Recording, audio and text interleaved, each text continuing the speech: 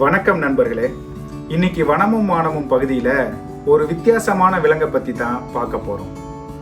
அதுக்கு முதல்ல வனமும் வானமுக்கு நீங்கள் கொடுக்குற அபரீத ஆதரவுக்கு ரொம்ப நன்றி. குறிப்பாக அடுத்து எந்த விலங்கை பற்றி நான் பேசணும்னு உங்ககிட்ட இருந்தே பரிந்துரைகள் வர்றதை பார்க்கும்போது ரொம்பவே சந்தோஷமா இருக்கு. இன்னைக்கு நாம பார்க்க போற விலங்கு கூட நீங்க பரிந்துரைச்சது தான். இந்த விலங்கை பரிந்துரைச்ச முரளி மற்றும் நித்யாவுக்கு என்னுடைய நன்றி. இந்த விலங்கோட பின்பக்கம் மற்றும் கால்கள் வரிக்குதிரையை போலவே இருக்கும். இவற்றோட தலை ஒட்டக சிவிங்கி போலவே இருக்கும். ஆமாங்க, நாம இன்னைக்கு பார்க்க போறது மிகவும் வித்தியாசமான ஒக்காப்பி விலங்கை பத்தி தான். உலகத்துல எங்கேயுமே காணப்படாத இந்த அபூர்வ விலங்கு இந்த பூமியில வெறும் 5000 சதுர மைலுக்குள்ள மட்டுமே வாழுதுன்னா ஆச்சரியமா இருக்குல்ல? ஆமாங்க, ஆப்பிரிக்காவில் இருக்கிற காங்கோ தேசத்தில் இருக்கிற இட்டூரி மலைக்காடுகளில் மட்டுமே இந்த ஒக்காப்பிகள் வாழ்ந்து வருது. ஒட்டகச்சிவிங்கியோட குடும்பத்தை சேர்ந்த இந்த ஒக்காப்பிகள் சில சமயம் வன ஒட்டகச்சிவிங்கின்னு, அதாவது ஃபாரஸ்ட் ஜிராஃபின்னே அழைக்கப்படுது. ஒட்டகச்சிவிங்கி மற்றும் வரிக்குதிரையுடைய கலவையா இருக்கிற இந்த விலங்கு 20ஆம் நூற்றாண்டுல தான் மேற்கத்திய உலகத்துக்கு தெரிய வந்துச்சு. 1887 ஹென்ரி மார்டன் ஸ்டேன்லிங்கிற இங்கிலாந்தை சேர்ந்த ஒரு ஆய்வாளர் தன்னோட காங்கோ பயணத்தப்போ உள்ளூர் மக்கள் ஒரு வினோதமான விலங்கை பத்தி அவர்கிட்ட சொல்லியிருக்காங்க. அதை ஒரு வகை கழுதன்னும் அந்த மக்கள் அதை அட்டின்னு அழைக்கிறதாவும் தன்னோட குறிப்புல ஸ்டான்லி சொல்லியிருக்காரு. இதை பிற்காலத்துல ஒக்காப்பி தான்னு பிற ஆய்வாளர்கள் உறுதி செஞ்சிருக்காங்க. இதை பத்தி ஸ்டான்லி பத்திரிகையில எழுதவுமே ஐரோப்பியர்களிடையே ஒரு விதமான பரபரப்பை கிளப்புனதோட இந்த விலங்கை அவங்க ஆப்பிரிக்காவின் யூனிகான்னு வர்ணிக்க ஆரம்பிச்சிட்டாங்க. இதுக்கு பின்னாடி உகாண்டாவில் இருந்த பிரிட்டிஷ் சிறப்பு ஆணையர் சர் ஹாரி ஜான்ஸ்டன் காங்கோவில் ஒக்காப்பீஸ் வாழ்கிற அதே இத்துரா காடுகளில் சில குள்ள மனிதர்களை கண்காட்சிக்காக ஒரு வியாபாரி கடத்திட்டு வந்ததை கண்டுபிடிச்சு அவர்களை மீட்டு அவங்க சொந்த வீட்டுக்கே திருப்பி அனுப்புறதா உறுதியளித்தார். அப்போ அந்த குள்ள மனிதர்கள் தங்களுக்கு உதவி செஞ்ச ஜான்ஸ்டன் கிட்ட இந்த ஒக்காப்பிகளை பற்றி சொல்லியிருக்காங்க.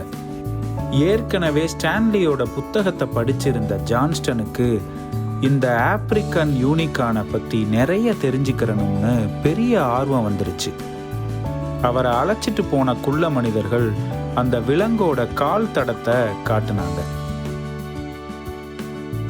அவர் ஏற்கனவே இந்த விலங்கை பற்றி கேள்விப்பட்டதை வச்சு அதோட கால் தடம் ஒரு குதிரை அல்லது கழுதையோட கால் தடத்தை போல இருக்கும்னு எதிர்பார்த்த ஜான்சனுக்கு ஆச்சரியமுற்ற மாதிரி அந்த கால் தடம் வித்தியாசமாக இருந்துச்சு. அதுவரைக்கும் மேற்கத்திய நாடுகளில் யாருமே பார்த்திடாத அந்த விலங்கை எப்படியாவது பார்த்துடணும்னு இத்தூரி காடுகளில் தேடி அலைஞ்சாரு. ஆனால் அப்போது கூட அவர்னால் அதை பார்க்க முடியலை. இதுக்கு காரணம் அப்போ அவற்றோட வாழ்விடம் எளிதில் செல்ல முடியாத அடர்த்தியான காடுகளாக இருந்ததாலையும் ஒக்காப்பிகள் பொதுவாகவே தனிமையை விரும்புகிற விலங்காக இருந்ததாலையும் காட்டில் எளிதாக அவற்றை பார்க்க முடியாது. இந்த காரணத்தால் பலரும் இந்த விலங்கு ஒரு கட்டுக்கதைன்னு நினச்சாங்க. ஆனால் விடாமுயற்சியோடு இருந்த ஜான்ஸ்டனுக்கு அந்த ஆப்பிரிக்கன் யூனிகானை பார்க்க முடியாட்டினாலும் அவற்றோட தோலும் மண்டவோடும் சில எலும்புகளும் கிடைச்சிது. இதன் மூலமா இந்த விலங்கு வெறும் கட்டுக்கதை இல்லைன்னு இந்த உலகத்துக்கு ஆதாரத்தோட நிரூபிச்சாரு ஜான்ஸ்டன். தனக்கு கிடைச்ச மண்டவோட வச்சு இது ஒட்டகச்சிவிங்கியோட குடும்பம்தான்னு சரியா கணிச்சாரு. மேலும் எலும்புகள் மற்றும் தோலை வச்சு இந்த விலங்கு எப்படி இருக்குங்கிற ஒரு வரைபடத்தை தயாரித்து 1901 அறிவியல் பூர்வமாக விளக்கி இந்த விலங்கை உலகறிய செஞ்சார். இந்த காரணத்தினால தான் ஜான்ஸ்டனுக்கு மரியாதை செய்கிற மாதிரி இவற்றுக்கு ஒக்காப்பி ஜான்ஸ்டனின்னே அறிவியல் பெயர் கொடுத்தாங்க. இதுக்கு பின்னாடி பிபி பாவல் காட்டன்கிற பிரித்தானிய ஆய்வாளர் தான் ஒக்காப்பியை முதல்ல பார்த்த ஐரோப்பியக்காரர். பிற்காலத்தில் Hans Kamberg, Carl Erikson, Herbert Lang, James Chapin, Jonathan Kingdon, மற்றும் ஆனிடாக்னு எத்தனையோ அறிஞர்கள் ஒக்காப்பியை பற்றி ஆய்வு செஞ்சாலும் இந்த விலங்கை பார்க்காமலே ஆய்வு செஞ்சு துல்லியமாக அதோட தோற்றத்தை கணிச்ச ஜான்ஸ்டனோட பங்கு ரொம்பவே முக்கியமானது. இப்படி நவீன ஆராய்ச்சியாளர்கள் இவ்வளவு சிரமப்பட்டு கண்டுபிடிச்ச இந்த ஒக்காப்பியை 2500 ஆண்டுகளுக்கு முன்னாடி வேறு இடத்துல வாழ்ந்த ஒரு நாகரீக மக்கள் தெரிஞ்சு வச்சிருந்தாங்கன்னு சொன்னா நீங்க நம்புவீங்களா? ஆமாங்க, காங்கோவோட இத்துரி காடுகள்ல இருந்து பல்லாயிரம் கிலோமீட்டர்கள் தொலைவில் இருந்த அக்கிமெனிட் பேரரசுக்கு ஒக்காப்பியை பத்தி தெரிஞ்சிருந்தது. முதலாம் சைரஸால கிமு 500களோட பிற்பகுதியில இருந்து கிமு 300 வரைக்கும் கொடுகட்டி பறந்த ஒரு ஈரானியன் பேரரசு தான் அக்கிமெனிட் பேரரசு. இதோட எல்லைகள் இன்றைய ஈரான், ஈராக், வடக்கு Saudi Arabia, Jordan, Israel, Lebanon, Syria, பண்டைய எகிப்து மற்றும் லிபியா வரைக்கும் பரவி இருந்தது. இன்றைய ஈரான்ல இருக்கிற வரலாற்று சிறப்பு மிக்க பெர்சிபோலிஸ்ல தான் இதுக்கான ஆதாரம் இருக்கு. இந்த இடத்துல முதலாம் டேரியஸ் மற்றும் செக்சஸ் காலத்துல அப்படனான்னு அழைக்கப்படுற ஒரு பிரம்மாண்டமான அரங்கத்தை கட்டுனாங்க. இது ஒரு கல்லாலான அசாதாரணமான கட்டடம். குறிப்பா அந்த ராஜ்யத்தோட செழிப்பையும் அதிகாரத்தையும் காட்ட ஆடம்பரமா கட்டப்பட்ட ஒரு அரங்கம். இங்க உள்ள சுவர்கள்ல நிறைய அலங்கார கலைநயத்தோட செதுக்கி இருக்காங்க. அப்படனாவோட முகப்புல இருக்கிற புடைப்பு சிற்பங்கள் பெர்சிபோலிஸோட மிகவும் பிரபலமான அம்சங்கள்ல ரொம்பவும் முக்கியமான வரலாற்று சான்றுங்க. இதன் மூலமா அக்கிமெனிட் ராஜ்யத்தோட பன்முகத்தன்மை, அதிகாரம் மற்றும் கலாச்சாரத்தை நுட்பமா குறிக்குதுங்க. இந்த புடைப்பு சிற்பங்கள்ல அக்கிமெனிட் பேரரசு முழுமையிலும் இருந்து பிரதிநிதிகள் மன்னருக்கு பரிசுகளை கொண்டு வந்து தருவது மாதிரி சித்தரிச்சிருக்குதுங்க. எலாமைட்டுகள், பாபிலோனியர்கள், எகிப்தியர்கள், கிரேக்கர்கள் மற்றும் சித்தியர்கள் உட்பட பல்வேறு நாட்டு பிரதிநிதிகள் அவர்களோட தனித்துவமான கலாச்சார அடையாளங்களை பிரதிபலிக்கிற விரிவான பாரம்பரிய உடையில காட்டப்பட்டிருக்காங்க. இது போல எத்தியோப்பிய பிரதிநிதிகள் அக்கிமெனிட் ராஜ்யத்துக்கு பரிசுகளை கொடுக்கிற மாதிரி செதுக்கப்பட்டிருக்கிற சிலைகள்ல ஒக்காப்பியும் காட்டப்பட்டிருக்குங்கிறது தான் ஆச்சரியமான விஷயம்.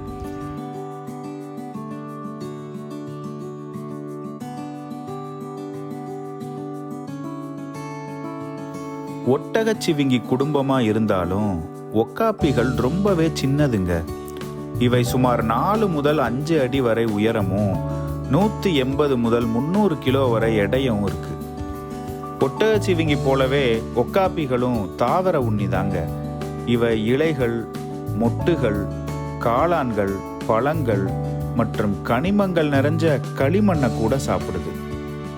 சில சுவாரஸ்யமான விஷயங்கள் என்னன்னா, ஒக்காப்பியுடைய நாக்கு ரொம்பவே நீளமா இருக்கிறதால அதை வச்சு அதோட கண்களையும் காதுகளையும் தானே சுத்தம் செய்து கொள்ள முடியும். ஒக்காப்பிகள் ரொம்பவே அமைதியான ஒரு மிருகம். ஆனா இவை மனித காதுகளுக்கு கேட்காத மென்மையான இன்ஃப்ராசவுண்ட் ஒலிகள் மூலமா தொடர்பு கொள்ளுது. இதன் மூலமா அவற்றோட கன்றுகளை பாதுகாக்கவும் சிறுத்தை கிட்ட இருந்து தன்னை தற்காத்துக்கவும் பயன்படுத்துது. ஒக்காப்பிகள் கிட்டத்தட்ட 14 முதல் 15 மாத கர்ப்ப காலத்திற்கு பிறகு குட்டியை ஈன்றெடுக்குது. பொதுவா ஒரு தாய் ஒக்காப்பி ஒரு பிரசவத்துல ஒரு குட்டியை மட்டுமே ஈன்றெடுக்குது. நன்கு வளர்ச்சியடைந்த நிலையிலேயே பிறக்கிறதால குட்டிகள் அது பிறந்த சில மணி நேரத்திலேயே எளிதா நிற்கவும் தங்கள் தாயை பின்பற்றி நடக்கவும் செய்யுது. வேகமா வளர்ற கன்றுகள் ஒரு வயதிலேயே கிட்டத்தட்ட முழுமையா சுதந்திரமா இயங்க ஆரம்பிச்சிருது. ஒக்காப்பிகள் ஒரு அமைதியான மற்றும் தனிமையை விரும்புகிற ஒரு விலங்கு. ஒரு காலத்தில் காங்கோ இத்துரி காடுகளில் வாழ்ந்த முபூட்டி பழங்குடியின மக்களுக்கு மட்டுமே இதை பற்றி தெரிஞ்சிருந்தது. அவங்க கூட மர்மமான இந்த விலங்கை காட்டின் பேய் அப்படின்னே அழைச்சிருக்காங்க. 10-15 மில்லியன் ஆண்டுகளுக்கு முன்னாடி வாழ்ந்த ஹெலேடோத்திரியம்னு அழைக்கப்படுற ஒரு வகை அழிந்து போன ஒட்டக சிவிங்கி இனத்துக்கும் ஒக்காப்பிகளுக்கும் நிறையவே ஒற்றுமை இருக்கு. சில ஆய்வாளர்கள் ஒக்காப்பிகளை பழைய உலகத்தோட எச்சமாவே பார்க்குறாங்க. ஒக்காப்பிகளுக்கு Congo, Mali, Uganda, Benin, Guinea, Somalia, Gambia, Belgium, Cuba, Antigua and Barbuda, Laos, Oman போன்ற பல நாடுகள் தபால் தலைகளை வெளியிட்டிருக்காங்க. இவ்வளோ ஏங்க, காங்கோ நாட்டு பணத்தால் மற்றும் நாணயங்களில் கூட ஒக்காப்பிகளை பார்க்கலாம்.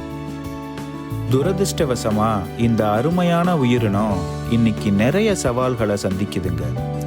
காடுகள் அழிகிறதாலையும், சுரங்கங்கள் வெட்டுறதாலையும் மற்றும் விவசாயம் விரிவாக்கத்தினாலையும் இவற்றோட வாழ்விடம் ரொம்பவே சுருங்கிக்கிட்டே வருது.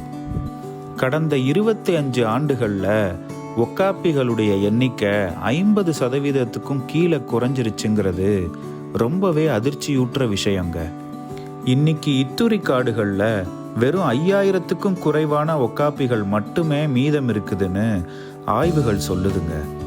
இதன் காரணமாக IUCN பட்டியலில் அழிந்து வரும் உயிரினமா, அதாவது என்டேஞ்சர்ட் ஸ்பீசிஸாக வகைப்படுத்தப்பட்டிருக்கு.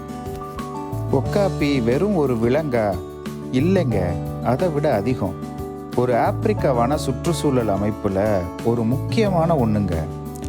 தாவரங்களை உண்ணுறதால மலைக்காடுகளுடைய சமநிலையை பராமரிக்கிறதுல ரொம்பவும் உதவுது. என்னை பொறுத்த வரைக்கும் ஒக்காப்பிகள் இயற்கை எண்ணெயுடைய பன்முகத்தன்மையோட சின்னமாகவும், நம்ம பூமியில் அழியிற தருவாயில் இருக்கிற உயிரினங்களை நினைவூற்ற இன்னொரு சின்னமாகவும் இருக்குங்க. இந்த அழகான அபூர்வமான விலங்கை நம்மளோட அடுத்த தலைமுறைகளும் பார்க்கறது நம்ம கையில் தாங்க இருக்கு.